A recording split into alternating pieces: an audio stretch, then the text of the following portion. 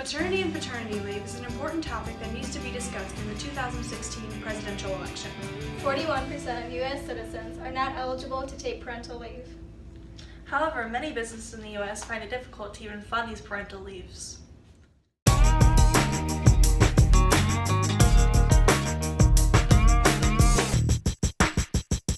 Surprisingly, the U.S. is just one of the countries that don't offer any paid maternity leave. We traveled to our local high school to find out more on how maternity leave affects administrators. For sure, one of the hardships would be having to figure out, I guess prior to maternity leave, not necessarily on it, how I would go about taking maternity leave, how much time I was willing to take off from work, how I would go about re-entering work as I'm a teacher. So would I return at the beginning of the school year, mid-school year, take a whole year off, and then how would we prepare financially? Push to consider paid leave, which is what every country in the world, except for Papua New Guinea, offers when you have a baby or when you need to take care of a sick family member. But that eroded over time.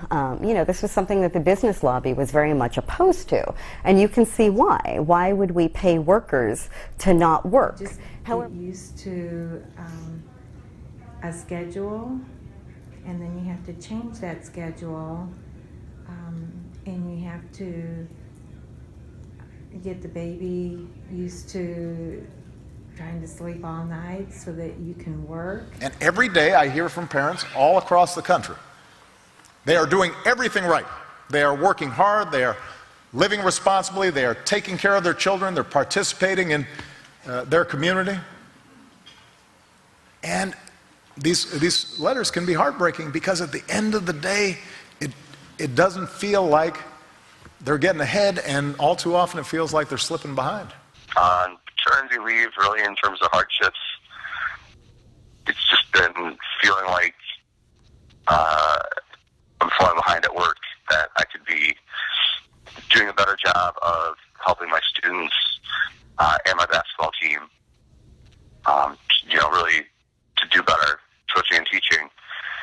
There's always people there to help, and I know everyone's taken care of.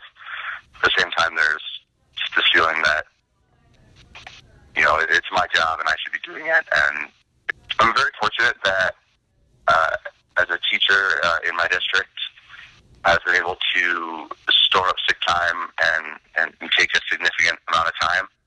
It's really been good to get to know my son and to kind of understand his mannerisms and have that, that time with him. That's really helped me both understand, what my wife went through when she was on leave. Definitely going to be catching up. Like I mentioned before, I've missed a lot of things and, feel like parts of my job that I should be doing that maybe I haven't. And when I come back, everyone will have already been doing things for the last little while.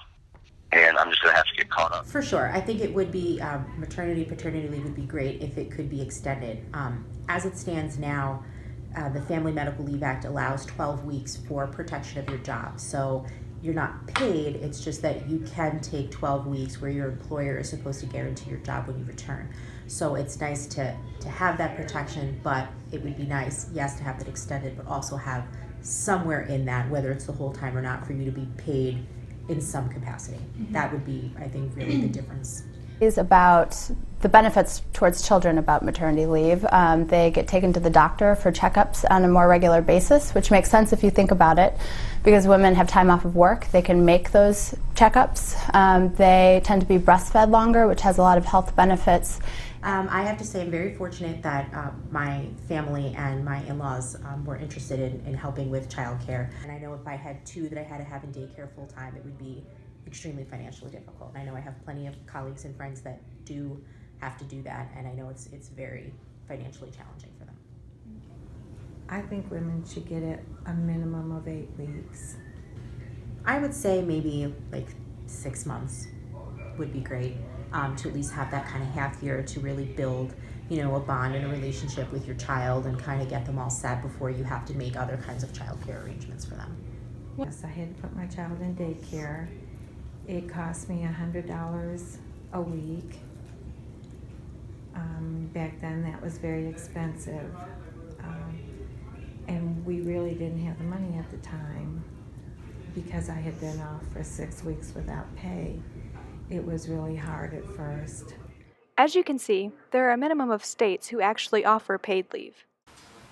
Because here's the thing, these problems are not typically the result of poor planning or too little diligence on the parts of moms or dads, and they cannot just be fixed by working harder or being an even better parent. Family leave, child care, workplace flexibility, a decent wage, these are not frills, they are basic needs. They shouldn't be bonuses, they should be part of our bottom line as a society.